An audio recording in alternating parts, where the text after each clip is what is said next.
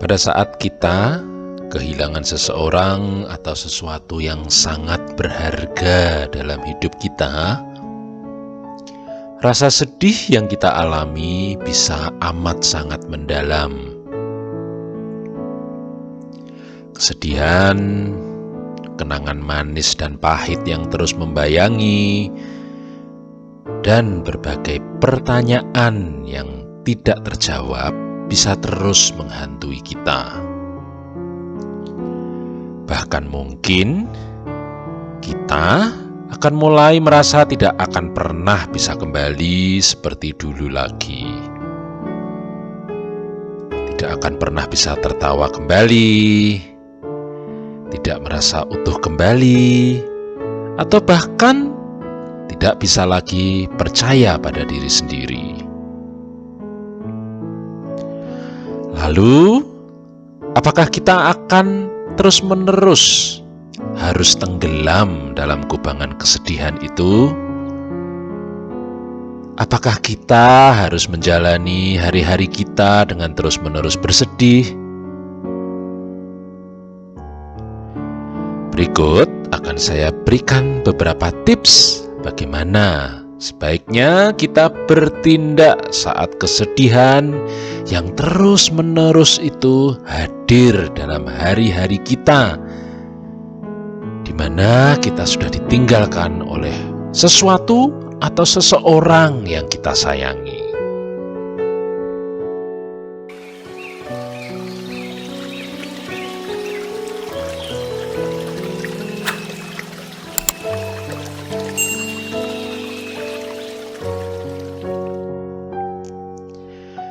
Yang pertama, hadapilah rasa kehilanganmu.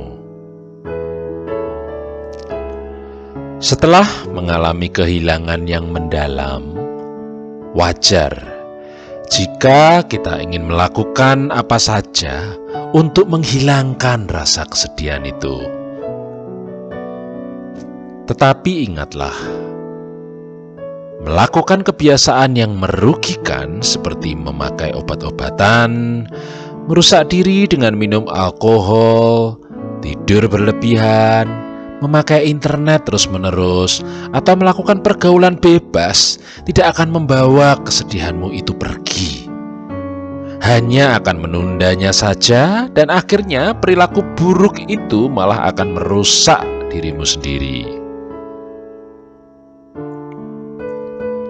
Kamu tidak akan pernah bisa benar-benar pulih sampai kamu berani menghadapi rasa kehilangan yang kamu rasakan. Hadapilah kehilangan yang kamu alami. Biarkan saja jika kamu ingin menangis atau bersedih dengan cara yang masih wajar. Ketahuilah bahwa kamu baru akan bisa mengatasi kesedihan setelah kamu terlebih dahulu mengakui dan ikhlas bahwa kamu memang sedang merasa sedih. Berikutnya, lepaskanlah kesedihanmu.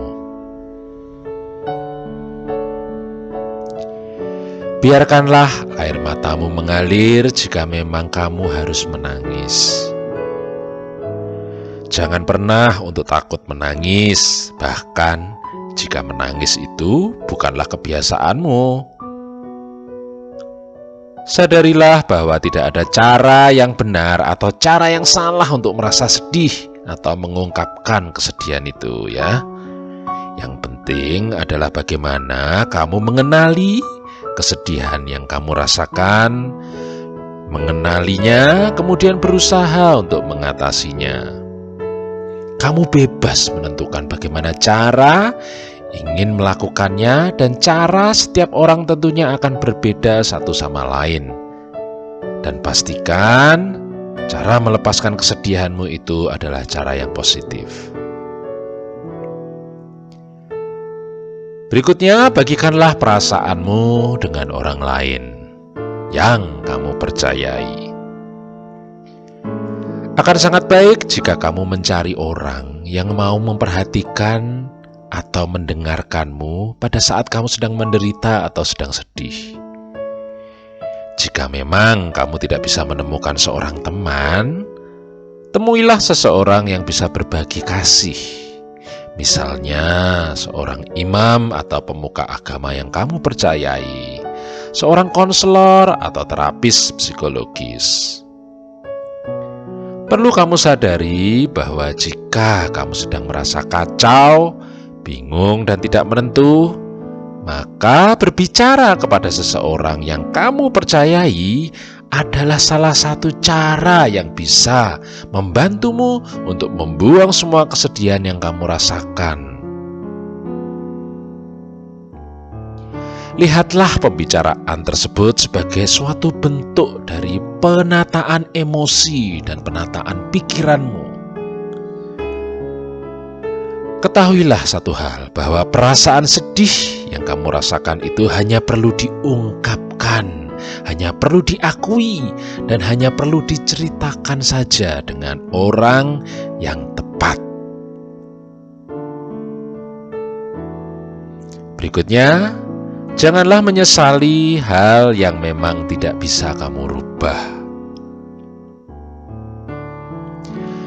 Setelah kamu kehilangan seseorang, kamu mungkin ada rasa bersalah.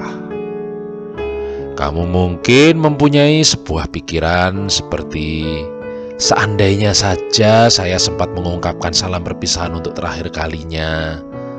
Atau, saya berharap masih bisa memperlakukannya lebih baik lagi saat dia hidup.